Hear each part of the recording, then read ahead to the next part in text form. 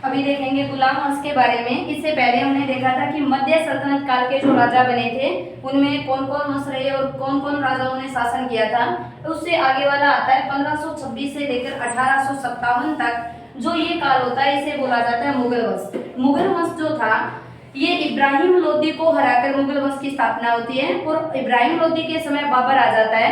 तो देखिए सबसे पहले आपका क्वेश्चन पूछा जाता है मुगल वंश का इसकी स्थापना करने वाले कौन थे। तो मुगल वंश की स्थापना की थी बाबर ने। बाबर को मुगल वंश का संस्थापक माना जाता है और 1526 से लेकर 1857 तक मुगल रहे। फिर आपसे क्वेश्चन पूछा जाता है कि मुगलों के अंदर राजाओं का क्रम क्या था, कौन कौन राजा रहे थे। तो सबसे पहले मुगलों के अंदर आया था बाबर, फिर बाबर के बाद आया हुमायूं, हुमायूं के बाद अकबर, अकबर के बाद यहाँ पर जहांगीर, जहांगीर के बाद आया औरंगजेब। यहाँ तक तो बहुत कट्टर राजा थे, मेन राजा यही बने थे।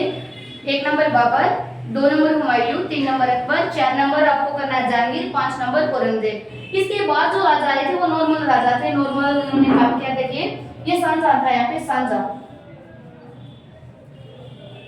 सांझा के बाद में यहाँ पर आया था औरंगजेब। कलिए औरंगजेब तक मेन राजा रहे।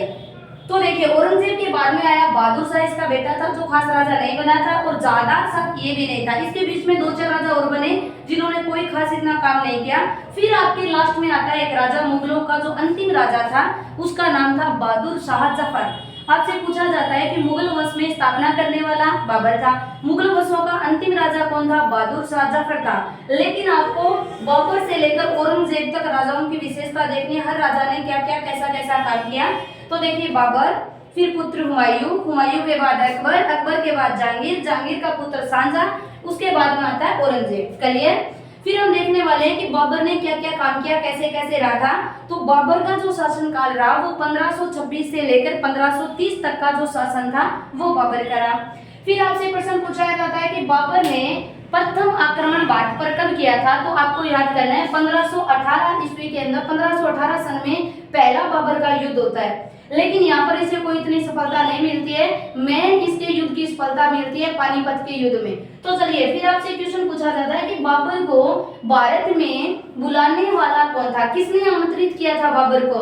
तो यहाँ पर दौलत खां और आलम खां, दौलत खां और आलम खां था जिन्होंने बाबर को इनवाइट किया, बाबर को आमंत्रित किया। आमंत्रित करने के पीछे कारण था कि लोदी वंश का इब्राहिम लोदी लास्ट अंतिम राजा जो इनसे पराजित नहीं हुआ, तो इन्होंने उसे पराजित करने के लिए बाबर को बुलाया था।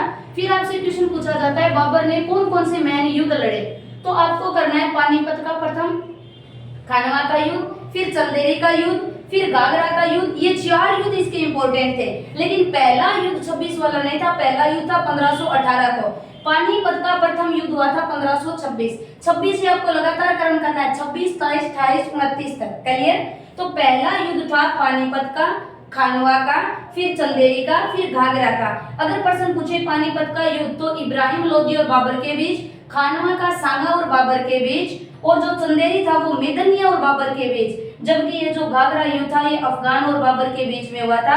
और सभी युद्धों के अंदर बाबर की विजय होती है, सभी युद्धों में बाबर विजित रहता है। तो आपसे प्रश्न पूछा जाए कि इनमें किन किन राजाओं के साथ हुआ, कौन विजय रहा, तो विजय हमेशा बाबर रहा था। फिर से आपको बनाना है मृत्यु, तो बाबर की मृत्यु हो जाती है 1530 को। आया आपका 1526, कब मृत्यु हो गई 1530, यानी 26 से लेकर 29 तक तो इसके युद्ध चलते हैं और 30 में इसकी मृत्यु। फिर आपसे प्रश्न पूछा जाता है ऐसा मुगल राजा बताओ जिसके शव को 2 बार दफनाया गया था। तो याद करना है प्रथम बार आगरा में दफनाया और सेकंड बार आगरा से इसके शव को निकाला गया और काबुल में दफनाने का मेन कारण था क्योंकि इसने काबुल जो गांव था इसकी स्थापना इस बाबर के द्वारा की गई थी, ये इसका मूल था, तो मूल स्थान था, इसलिए इसे दोबारा काबुल के अंदर दफनाया गया। फिर आपसे क्वेश्चन पूछा जाता है मुगलों में ऐसा कौन सा राजा था जिसने सबसे पहले गोला बारूद और तोप खाने का प्रयोग किया। तो बाबर के जीतने के पीछे मेन कारण यही था कि इसके पास बारूद और तोप, गोला बारूद थे। तो आपसे अगर पूछा जाए कि इनके तोपची कौन थे तो आप याद रखना उस्ताद अली था और मुस्तफा, ये 2 तोपची थे। इनकी वजह से बाबर हर सेना के अंदर विजित रहता था।